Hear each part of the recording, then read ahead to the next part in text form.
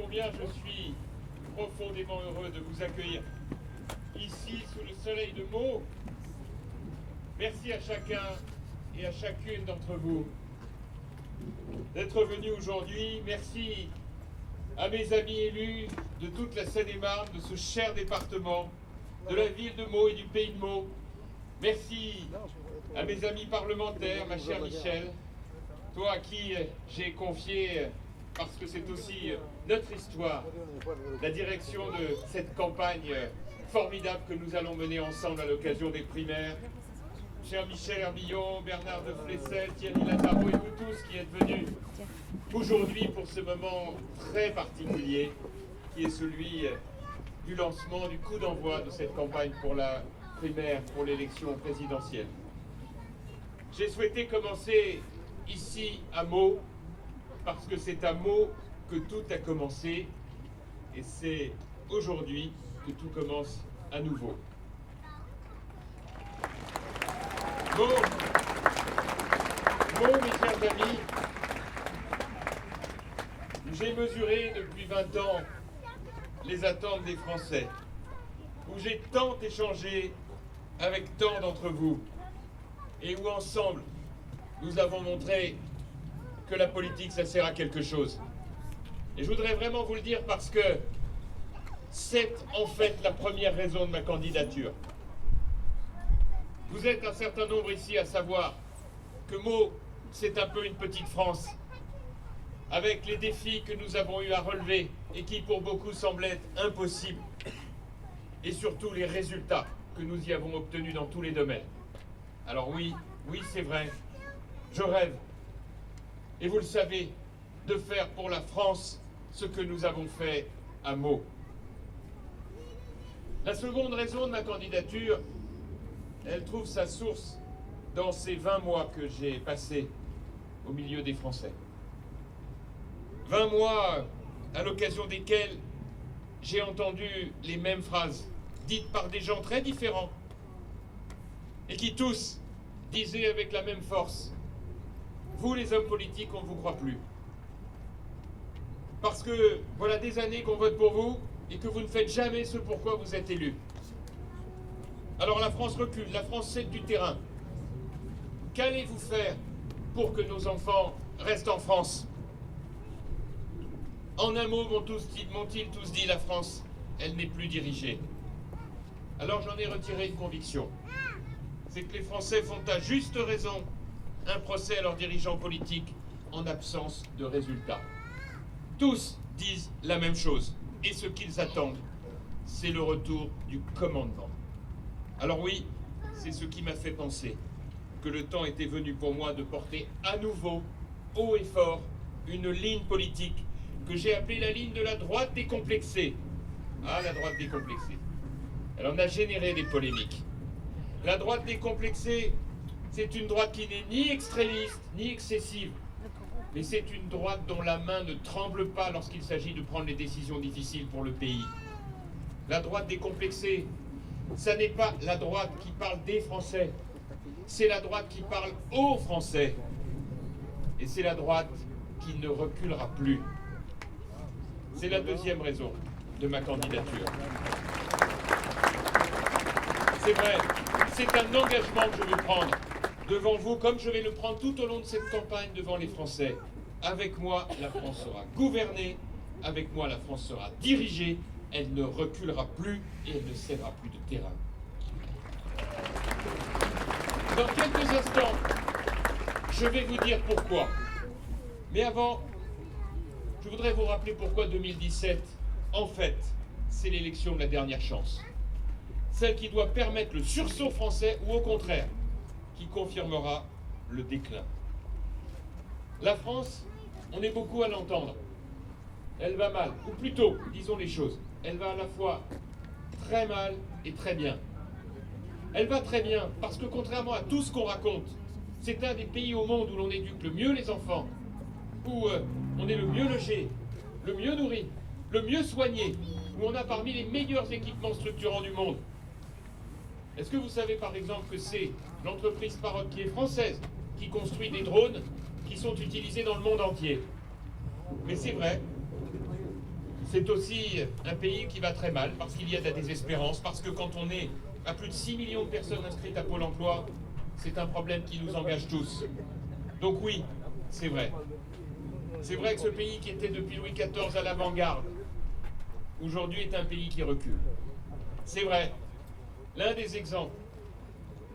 Depuis la révocation de l'édit de Nantes, la France n'avait pas été un pays d'émigration. Et voilà qu'aujourd'hui, beaucoup de nos talents, de nos jeunes ou de nos moins jeunes, quittent la France parce qu'ils ont le sentiment qu'ils ne pourront plus réussir en France. En résumé, oui, on vit mieux que nos parents, mais aujourd'hui, nous sommes inquiets pour nos enfants, et c'est évidemment pour moi un élément d'autant plus majeur que la colère des Français, que nous voyons dans tous nos départements, dans le Nord, cher Thierry, chère Marie-Hélène, mais aussi dans le Sud, comme l'ont montré les résultats du Front National, cher Bernard, cher Michel. C'est vrai, la colère des Français, il faudrait être sourd pour ne pas l'entendre. Ils sont en colère les uns contre les autres, ils se pointent du doigt, les jeunes contre leurs aînés, les aînés contre les jeunes, les fonctionnaires contre les salariés du privé, ceux qui ont un emploi et ceux qui n'en ont pas, le patronat contre les syndicats. Tout le monde a une raison de pointer l'autre du doigt. Et si les Français se divisent, c'est parce qu'il n'y a pas de chef. Parce que notre pays a besoin d'un chef qui dise clairement, sans langue de bois, voilà la situation, voilà les objectifs qu'il faut atteindre, voilà les décisions que je m'engage à prendre si vous nous choisissez. Et vous savez pourquoi on en est arrivé là? Eh bien, on en est arrivé là parce que campagne après campagne, président de la République après président de la République, obsédés par le fait d'être élus à n'importe quel prix, les politiques font soit des promesses qu'ils savent très bien qu'ils ne pourront pas tenir, soit au contraire des promesses tellement démagogues, tellement vagues, que chacun peut y trouver ce qu'il veut. Et donc au lendemain de l'élection, quand les lampions de la fête sont éteints, l'ambiguïté, le doute et la contestation s'installent et le pays se bloque. Voilà des années et des années qui conduisent au recul de la France. La moindre chute dans les sondages, la moindre manif, désormais la moindre pétition, comme on le voit avec le recul sur cette loi dite El Khomri sur le travail, qui pourtant n'est pas la révolution, conduit les gouvernements successifs à reculer sans condition. Alors résultat, les Français ne reconnaissent plus la France, dont pourtant ils voudraient être si fiers, mais qui cèdent du terrain. Ils ne se reconnaissent plus dans une France qui hésite, qui cède à la moindre revendication et ne prend plus de décisions courageuses. Et si la France a cédé, c'est parce que les gouvernements n'ont cessé de reculer. Reculer parce qu'ils n'ont pas voulu analyser ce nouveau monde dans lequel nous sommes rentrés et pour lequel il faut parler d'intérêt général. Moyennant quoi, les gouvernants ont trouvé leur bouc émissaire. C'était l'Europe, c'était la mondialisation, les extrêmes se sont enfournés dans la brèche pour y ajouter l'euro et l'immigration. Quelle hypocrisie! Car c'est bien de ce mot-là dont je veux vous parler, l'hypocrisie. Cette manie qu'on a en France de ne jamais dire les choses telles qu'elles sont, ou de faire croire à l'inverse. Belle hypocrisie que celle qui consiste à feindre l'indignation concernant des mesures qu'on a soi-même décidées, cautionnées, puis appliquées. J'étais au salon de l'agriculture la semaine dernière. Je suis arrivé un peu après les autres. Il y avait moins de caméras. Du coup, les agriculteurs que j'ai vus m'ont parlé très très librement. C'est vrai que ça les a fait un peu sourire de voir défiler ceux qui avaient gouverné et ceux qui gouvernaient. Parce qu'ils ne sont pas dupes. Vous savez, les fameux quotas laitiers qui sont morts le 1er avril 2015 et dont chacun semble s'émouvoir les a laissés mourir. Tout le monde a laissé faire. Et la vérité derrière tout cela, c'est que pendant ce temps-là, on n'a pas dit ce qu'il en était du seul sujet qui touche l'agriculture. Trop de normes françaises, trop de taxes françaises, trop de réglementations, trop de contraintes, alors qu'on sait pertinemment que les véritables sujets de l'agriculture, parce qu'on les connaît bien, ce sont les charges, la taille des exploitations, la diversité des modèles agricoles. Hypocrisie, enfin, quand on entend les uns et les autres nous dire on aurait bien voulu, mais on ne peut point. On aurait tellement voulu changer les choses. On avait promis de le faire. Mais on vous promet, la prochaine fois, on le fera. C'est vrai, on a cédé, on a renoncé, et si on en est arrivé là, c'est parce qu'on n'a pas voulu dire ce qu'était le 21e siècle dans lequel nous étions rentrés. Parce que à chaque fois, on craint qu'en disant la vérité, on génère contestation, critiques et colère. Je pense exactement l'inverse.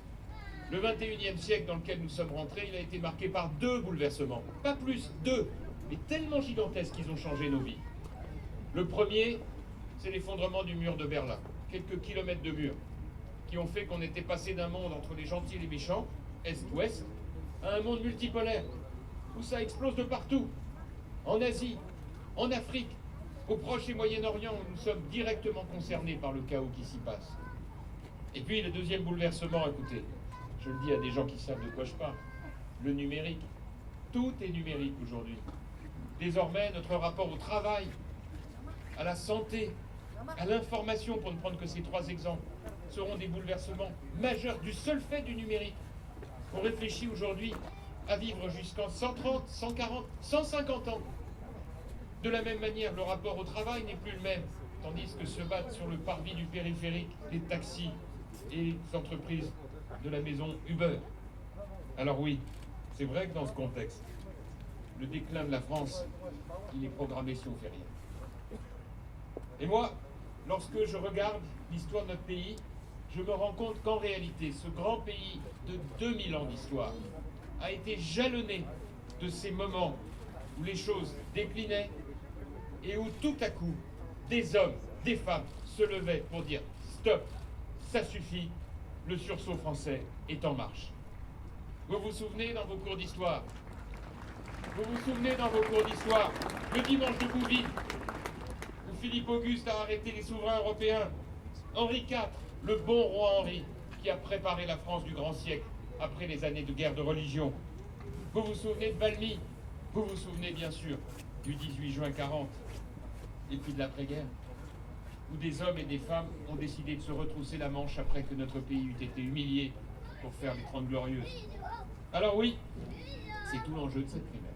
Et c'est ainsi que je veux le résumer.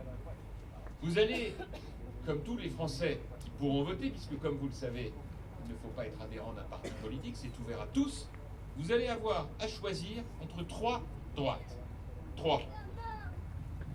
La première, c'est la droite qui recule tout le temps. Et celle-là, on la connaît bien. C'est une droite qui hésite, qui pèse le pour et le contre, et qui surtout est obsédée à l'idée de séduire les gens qui n'ont pas voté pour elle. Moyennant quoi, l'obsession du compromis se traduit à chaque fois par les mêmes décisions, le recul sans condition pour éviter le mauvais sondage, le mauvais commentaire, la mauvaise analyse, et généralement ça se termine de la même manière, pas de réforme, pas de résultat, et on perd l'élection présidentielle. Vous avez une seconde droite contre laquelle je veux vous mettre en garde, car elle est en train de poindre le bout de son nez à la vitesse grand V. C'est la droite populiste, la droite racoleuse. Elle a même un nom de famille maintenant, c'est la droite Donald Trump. Vous savez, cette droite-là, regardez-la de près.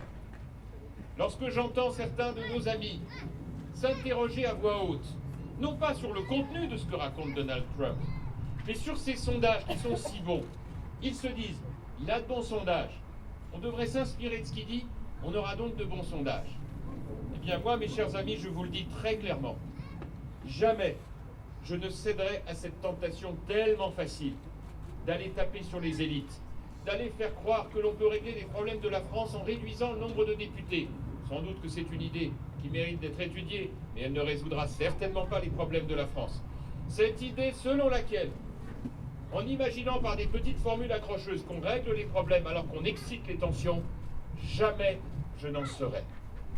Et je vous mets en garde, car cela n'appartient pas seulement à l'extrême droite française. Les tentations viennent aussi dans notre famille politique. Alors, il y a une troisième droite, celle de la droite décomplexée. Ça n'est ni une droite extrémiste, ni une droite excessive. Vous vous souvenez, mes chers amis, qu'est-ce que je n'ai pas entendu sur ce sujet? Non, la droite décomplexée, c'est une droite qui repose sur 3 piliers. Très simple. D'abord, c'est une droite qui a des valeurs. C'est une droite qui est fière d'elle-même. Moi, j'ai toujours trouvé très respectable qu'on soit fier d'être de gauche. J'ai jamais compris pourquoi il fallait toujours se justifier d'être fier d'être de droite. Les valeurs qui sont les nôtres n'ont rien à envier à d'autres. Le travail, la famille, l'amour de notre pays, le respect du travail bien fait, la tolérance, la générosité, la fermeté, les droits et les devoirs. Ces valeurs-là, nous les devons à nos parents et à nos professeurs. Et ils ont permis à la France d'être ce qu'elle est. Jusqu'à ce que certains veuillent les considérer comme tellement ringards qu'on les laisse petit à petit s'effilocher dans le temps et que nous ayons tant de mal à les transmettre à nos enfants. La droite décomplexée aussi, c'est le deuxième point, c'est une droite qui nomme les choses. Là, je prends un risque. Chacun sait de quoi je veux parler. La droite qui nomme les choses, c'est la droite qui n'est pas dans le déni de réalité. C'est la droite qui appelle les choses par leur nom. Et Dieu sait si j'en ai mené des combats depuis toutes ces années, des combats que j'ai partagés avec vous, et ça n'est pas un hasard si c'est ici un mot que je veux vous le dire, pour lequel j'ai retrouvé bien bon nombre de mes amis députés pour me rejoindre. Quelle n'a pas été ma surprise de voir comme à Paris nous avions du mal à faire passer ces idées-là. Chacun se souvient par exemple de l'indignation qui fut la mienne et celle de bon nombre de Français en voyant que certaines femmes portaient ce que l'on appelle la burqa, le masque intégral, alors même que ça n'était en rien une prescription religieuse, ce que les autorités qui représentaient le culte musulman en France nous avaient naturellement confirmé, que c'était en réalité un dévoiement de la pratique religieuse qui portait atteinte à notre idée républicaine du respect des droits des femmes. Et que lorsque naturellement je suis venu proposer qu'on interdise le port de la burqa, ceux qui m'ont le plus critiqué sont souvent à l'intérieur du périphérique, sans jamais vouloir voir cette réalité. Lorsqu'un jour j'ai entendu quelqu'un me dire « on ne va pas faire une loi pour 2000 femmes », il m'a semblé, moi, que même pour une seule, cette loi devait être faite, car c'est aussi cette idée que je me fais. Alors oui, dans ce contexte, il ne faut pas craindre de la même manière de dire que l'intégration, ça marche aussi. Et moi je pense aujourd'hui, parce que je n'oublie pas ce que nous avons fait, aux réussites de l'intégration à Meaux, comme dans toutes nos villes, mes chers amis, car ce serait une grave erreur d'oublier cela. Ici à Meaux, on a des jeunes qui, il y a une quinzaine d'années, ont imaginé de créer Fantastic Armada, un groupe rigoureux qui forme les gosses à la danse, au spectacle. Ils sont dans le quartier de Beauval que nous avons rénové, mais les enfants qui viennent y apprendre la danse viennent de tous les quartiers de la ville, y compris les plus apaisés. Je pense à l'association Métis, où des professeurs de bonne volonté passionnés d'un des collèges et des lycées de Meaux, de zone urbaine sensible, ont fait travailler les jeunes sur des pièces en grec et en latin pour leur apprendre les classiques, la rigueur de l'esprit. Je pense enfin à toutes celles et ceux au quotidien dans toute la France qui n'ont qu'une seule idée, réussir leur vie en France, quelles que soient leurs origines, quelle que soit leur sensibilité philosophique, politique ou religieuse.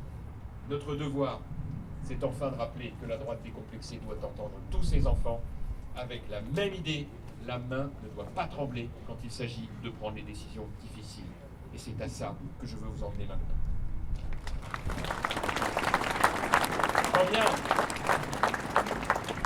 J'en viens au troisième point de mon propos, mes chers amis. Je vous l'ai dit depuis tout à l'heure. Le slogan de notre campagne, ce sera « Ne reculons plus ». Mais encore faut-il savoir pourquoi faire. Cette vision que je veux porter, elle vise à un objectif que chacun peut comprendre et que je voudrais que vous faisiez vôtre. On nous dit, si on veut réussir une campagne, il faut faire du rêve, hein. Il faut faire rêver les gens. Comment disait François Hollande? Réenchanter le rêve français. À quel prix? Si c'est pour que, 4 années après, le pays soit dans un tel état d'effondrement, alors c'est qu'on a trompé les gens sur la marchandise. Alors moi, plutôt que de proposer qu'on aille sur la Lune, je propose un objectif très simple, que chacun pourra comprendre. C'est l'idée que nous devons, dans les 10 ans qui viennent, créer les conditions pour que nos enfants réussissent leur vie en France. Cet objectif, c'est le seul qui vaille. C'est le seul qui doit nous engager. Et pour cela, je pense qu'il est grand temps qu'on mette la France en ordre de marche. J'entends ceux qui parlent de souveraineté et d'indépendance. Ils ont raison, mais je n'y mets pas le même vocable. Oui, il faut une indépendance financière, donc il faut rembourser ses dettes et donc baisser les dépenses publiques. Oui, il faut une indépendance militaire Et je plaide pour que notre pays réinvestisse dans les outils de défense, car la menace est là. Et je vais en dire un mot dans un instant. Je plaide pour l'indépendance alimentaire. Arrêtons de pointer du doigt nos agriculteurs, en oubliant que parmi eux, ils sont innombrables à vouloir préserver l'environnement, mais aussi à garantir la sécurité de notre alimentation, parce que l'alimentation n'est pas un bien comme les autres. L'indépendance énergétique, lorsque j'entends certains dans nos propres rangs vouloir remettre en question nos centrales nucléaires, ils ont la mémoire bien courte. Et sachez que sur ce point, mon engagement sera total, indépendamment bien sûr du développement nécessaire des énergies renouvelables. Alors oui, si on restaure l'autorité de l'État, alors on va redéfinir et resserrer le périmètre de l'État. Cette idée selon laquelle les hommes politiques se croient tellement indispensables qu'il faut qu'ils mettent leur nom sur chaque loi, et que dès qu'un problème se pose, doit les conduire à faire une loi dans l'après-midi, c'est quelque chose qu'il faut maintenant proscrire définitivement. Si on veut resserrer le périmètre de l'État, je propose 3 messages, 3 mesures immédiates. D'abord, la réorganisation complète du fonctionnement de nos administrations de contrôle.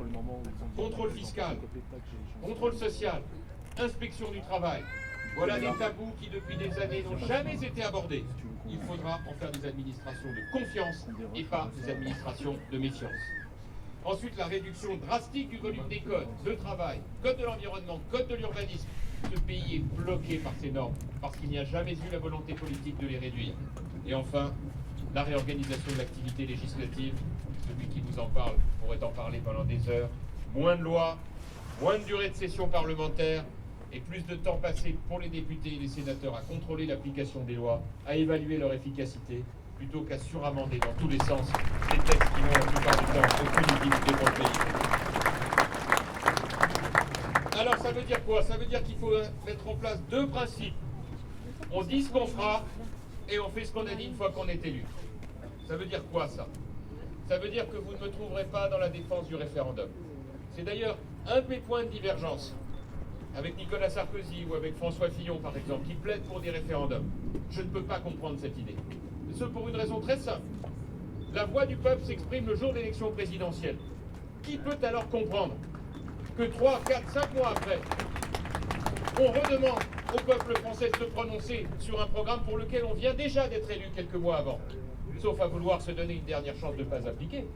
Car c'est bien ça le sujet, une sorte d'acte manqué, comme on dirait en psychanalyse. Cette idée selon laquelle on voudrait une dernière fois demander aux Français de dire non pour se soulager de ne pas faire. Le temps n'est plus à reculer devant les décisions nécessaires. Et le deuxième principe, c'est que quand une mesure doit être prise, une réforme doit être menée, on ne recule pas. J'ai fait mienne une formule qui, je pense, vous ira droit au cœur, parce qu'elle est de Jacques Chirac. Il avait dit une formule que j'aime beaucoup. Un chef, c'est fait pour cheffer.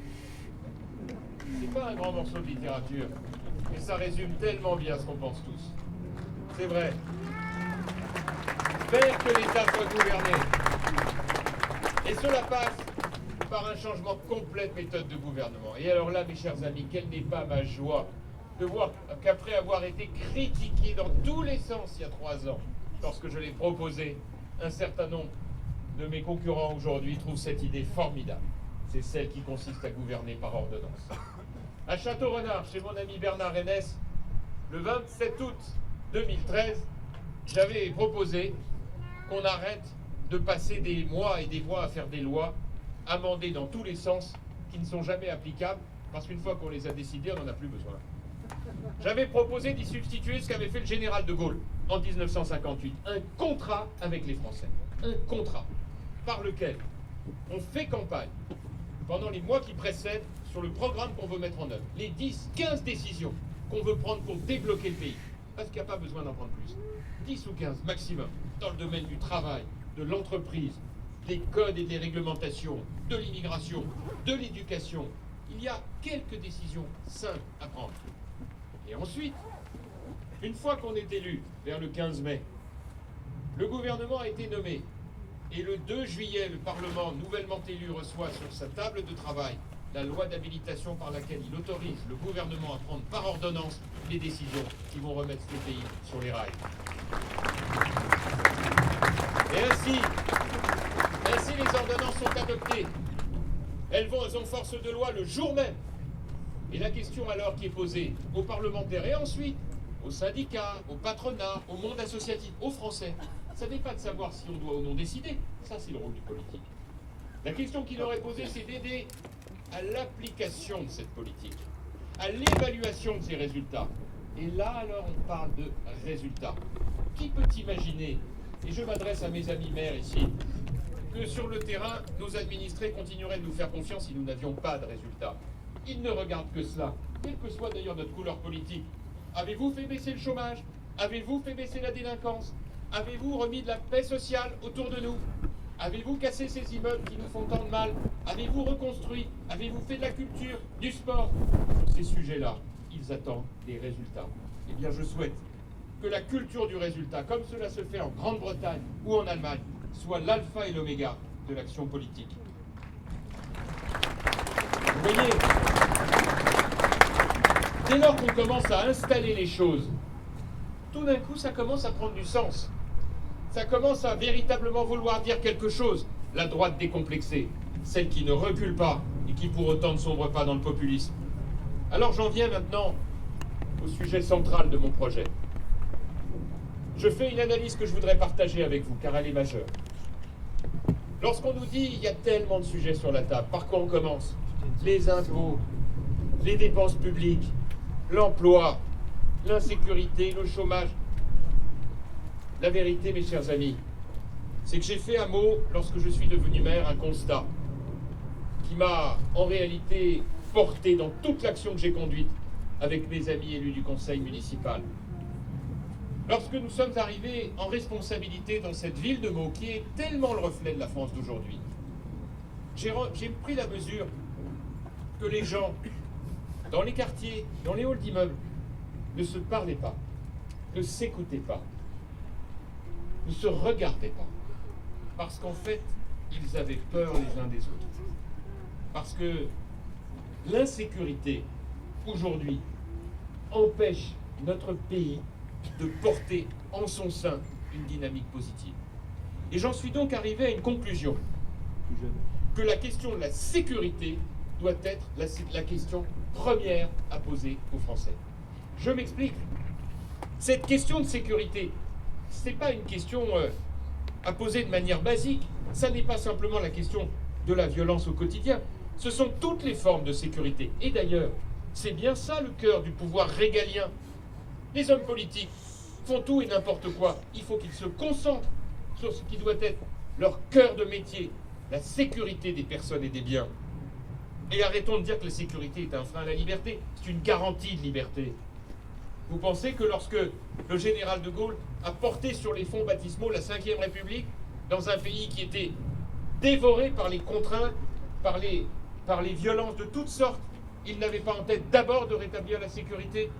La vérité, c'est que c'est un facteur de réduction des inégalités, parce qu'il y a des quartiers entiers où aujourd'hui, on sait que c'est plus difficile pour les autres de réussir.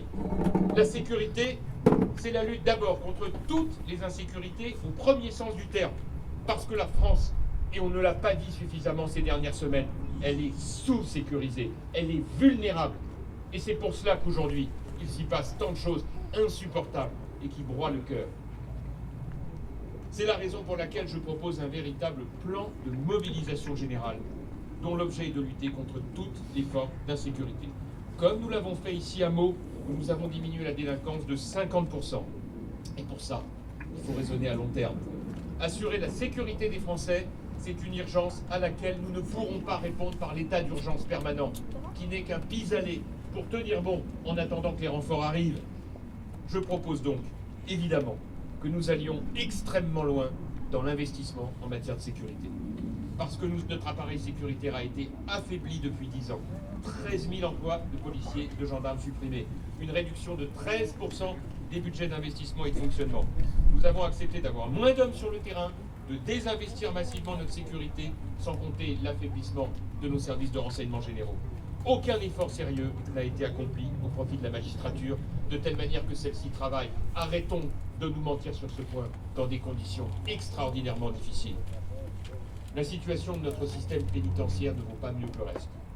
Nous avons ici même une prison dont les conditions de travail sont effrayantes, parce que les moyens ne sont pas au rendez-vous, parce qu'il n'y a pas assez de places de prison, et que comparé à ce qui se passe dans d'autres pays, la surpopulation carcérale des détenus est devenue un drame humain pour eux et pour la cohésion de la République. On ne nous apprend rien dans ce domaine. Donc mes propositions, elles sont très concrètes. Je propose de recruter 50 000, je dis bien 50 000 personnels durant le quinquennat sur la base d'un contrat à durée indéterminée. 15 000 policiers, c'est-à-dire 10% de plus. 10 000 gendarmes, c'est-à-dire 10% de plus. 10 000 militaires, c'est-à-dire ce qui correspond aux effectifs de l'opération Sentinelle. 5 000 policiers municipaux et également 5 000 magistrats, soit un doublement par rapport aux effectifs actuels. Seront par ailleurs construites 20 000 places de prison et 5 000 postes d'agents de l'administration pénitentiaire. Alors j'ai dit à contrat à durée indéterminée. Pourquoi? Tout simplement parce que il ne s'agit pas de promettre des choses qu'on ne peut pas tenir. Et que proposer d'embaucher dans les fonctions régaliennes pour 40 ans d'activité et 20 ans de retraite, il n'y a pas un employeur qui peut le faire. C'est la raison pour laquelle je propose la fin de l'emploi à vie dans la fonction publique pour les nouveaux entrants.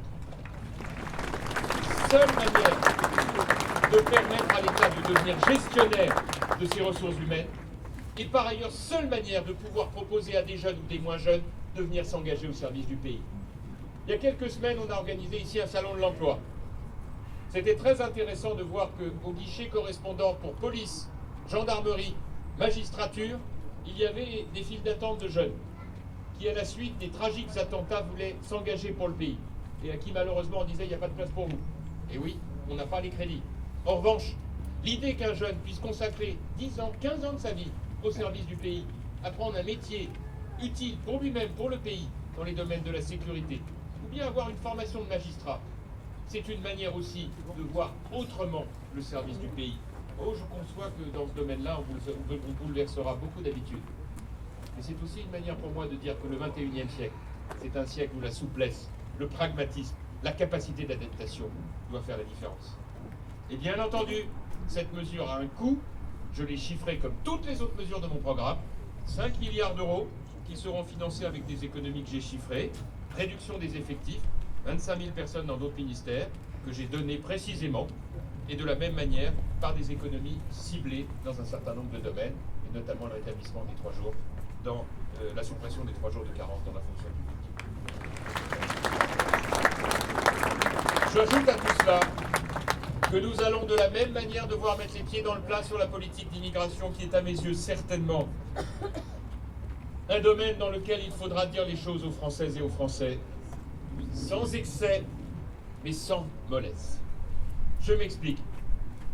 Il est de bon ton lorsqu'on veut se faire applaudir sur les sujets d'immigration de lever les bras au ciel et d'annoncer des choses définitives dans tous les domaines, y compris celles dont on sait pertinemment qu'on ne les tiendra jamais. Je pense que la question de l'immigration est une question qu'il faut traiter avec responsabilité. Il n'y a pas 36 problèmes, il y en a 2. Il y a un problème européen et il y a un problème français. Le problème européen, il n'est pas né du fait qu'on ait fait Schengen. Et d'ailleurs, ceux qui disent qu'on doit supprimer Schengen font de la démagogie, là encore.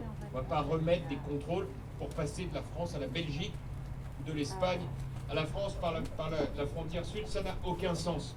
En revanche, il était absurde d'imaginer des frontières européennes et de ne pas prévoir les effectifs pour garder les frontières.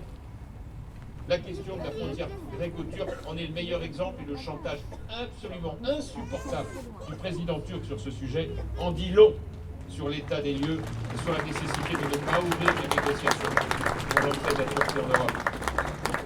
Quant à Calais, mes chers amis, quelle imposture! Dieu sait si j'ai de l'affection pour nos amis anglais dont je n'oublie pas l'histoire commune. Mais enfin, de quoi s'agit-il? Avez-vous vu ces reportages tragiques sur la situation à Calais? De ces familles entières qui fuient la guerre, qui n'ont qu'une seule envie, c'est d'aller en Grande-Bretagne, où il fait bon y travailler, en attendant que ce soit le cas de la France. Si ce n'est pas Madame El Khomri qui s'en occupe, il va bien falloir qu'on s'en charge. Et qui aujourd'hui voit cette situation folle dans laquelle c'est à la France de garder seule la frontière, sans aucune aide de la part de la Grande-Bretagne. Tout cela pour appliquer un traité franco-britannique de 2003, dont ceux qui l'ont signé nous expliquent aujourd'hui qu'à l'époque où ils l'avaient fait, c'était pour se rabibocher après la non-intervention française en Irak.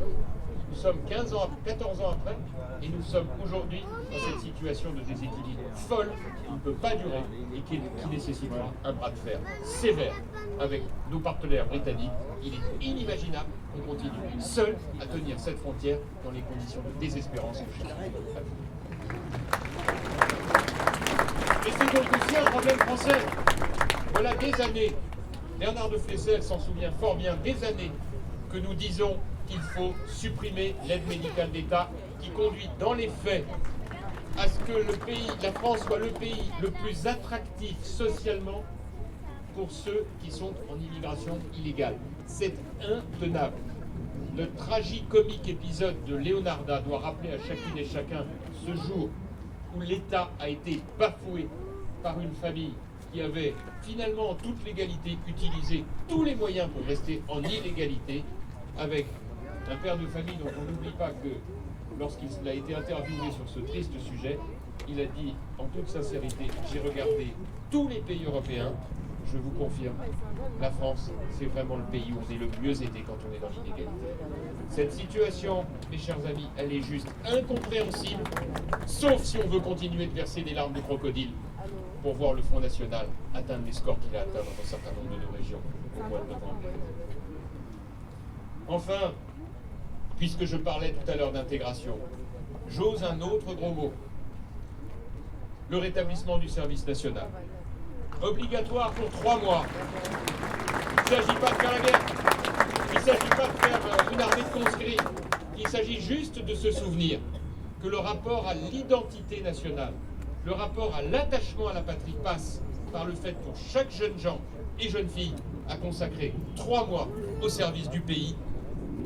En faisant cela, je pense qu'il y aura aussi pour nos jeunes un autre regard sur l'engagement.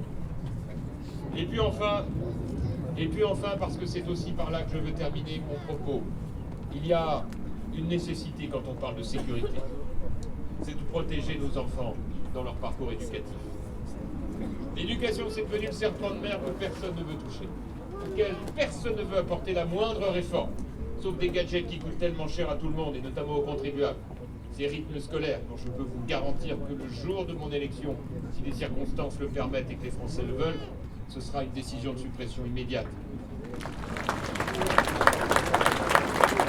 Les réformes de l'éducation ne sont pas très compliquées à faire, il faut juste avoir le courage. Il y en a 3. La première, c'est l'autonomie définitive pour les collèges de France. Arrêtons de considérer que l'école pour chaque Française, chaque jeune Français, chaque jeune Français doit être la même, quels que soient les quartiers, quelles que soient les situations. C'est pas le collège qui est unique, c'est l'enfant qui est unique.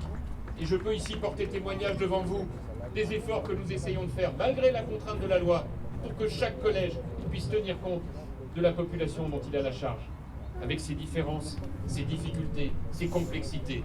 Donc je plaide pour que chaque chef d'établissement soit le chef de son établissement et définisse un projet qui soit adapté à chaque population dans chaque collège et naturellement sanctionné à la fin par un diplôme national unique, bien sûr, ce qui nécessite une évaluation.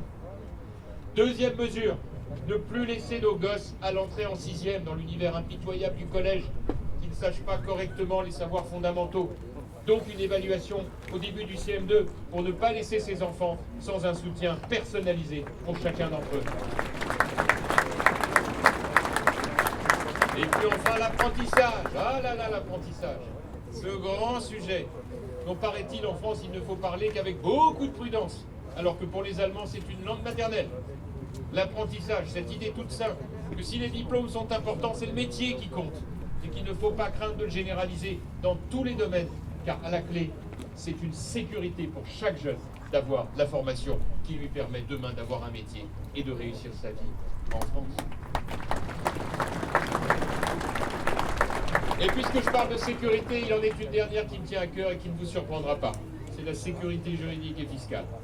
Comment voulez-vous qu'en France, on ait envie d'entreprendre, on ait envie de travailler, on ait envie d'investir, alors que d'une semaine à l'autre, d'un mois à l'autre, on ne sait pas si le gouvernement en cours ne va pas vous augmenter l'impôt, vous créer une nouvelle contrainte, une nouvelle réglementation ou un nouveau contrôle. Nous sommes connus pour être les champions du monde dans ce domaine. Eh bien, je pense qu'il faudra assumer de tout changer tout de suite pour ne plus rien changer après. et lancer ainsi un grand appel au four aux investisseurs, aux entrepreneurs, pour qu'ils sachent qu'en France, la droite ne reculera pas devant la stabilité. Voilà, mes chers amis, voilà quelques-unes des grandes lignes du projet que j'entends proposer pour la France. Pour cette France dont je rêve, qui serait ainsi devenue une France décomplexée. C'est-à-dire une France qui accepte de parler de tout, sans tabou et sans drame, dont les élites ne simulent pas l'évanouissement au moindre mot maladroit ou déplacé de tel ou tel. Une France qui, ayant exprimé ses peurs sans tabou, met sur la table avec la même lucidité la liste des forces, des atouts qui vont lui permettre de les surmonter. Son intelligence, sa créativité, son courage, l'engagement de ses hommes et de ses femmes. Enfin, une France qui remonte à cheval, tel Zorro. Une France qui réconcilie avec le pragmatisme sur la base d'un contrat connu de tous, qui est la mise en œuvre du programme électoral. Décide, agit, avance. Une France en réalité, mes chers amis, qui ainsi montre qu'elle sait être fidèle à la mémoire de nos aînés. Une France qui, pour reprendre à nouveau l'expression de Jacques Chirac, renoue avec l'esprit de conquête. Vous le voyez, il y a des choses magnifiques à faire pour notre pays. Et si j'ai porté ma candidature et que j'ai voulu la présenter pour la première fois devant vous, c'est parce que le faire ici, aux côtés de ce musée de la Grande Guerre, qui est une telle fierté pour notre pays de Meaux, puisqu'il accueille, vous le savez, la collection privée la plus importante au monde d'objets de la Première Guerre mondiale. C'est aussi pour moi une manière de le faire sur cette terre où s'accomplit, il y a un peu plus de 100 ans, le miracle de la bataille de la Marne, pour lequel vous voyez derrière moi ce magnifique monument. Vous vous souvenez, le mot d'ordre de Joffre, alors que tout semblait perdu, en 6 semaines de combat, que les Allemands étaient à Meaux, à 50 km de Paris. Le mot d'ordre de Joffre, on ne recule plus. Ce mot, il guide mon engagement. Parce que non seulement les Français n'ont pas reculé, mais ils ont sauvé notre pays. Ils ont réalisé ce que personne ne croyait plus possible et ont fait l'admiration du monde entier. Et ce monument qui est derrière moi en témoigne. Il a été offert par 4 millions d'Américains qui se sont cotisés pour ériger cette statue en hommage au sacrifice des soldats français. Parce que sur ce petit bout de Marne, s'est décidé en septembre 1914 le destin du monde. Et ne jamais reculer, c'est sans doute pour moi aussi une manière de vous dire l'engagement et la passion qui est la mienne, qui est le mien pour la France. Certains disent qu'il a une drôle d'idée d'être candidat. Il n'a pas vu ses sondages, il n'a pas vu son image. Mes chers amis, je vous l'ai dit, la première raison de ma candidature, c'est que je rêve de faire pour la France ce que nous avons fait à Meaux. La seconde raison, c'est que je rêve que ce pays soit à nouveau dirigé, commandé, et je veux être celui-là pour vous. La troisième raison, elle est plus intime et plus personnelle. Et beaucoup d'entre vous la connaissez. Elle a trait à l'histoire de ma famille et me conduit à être si proche de millions d'autres Français.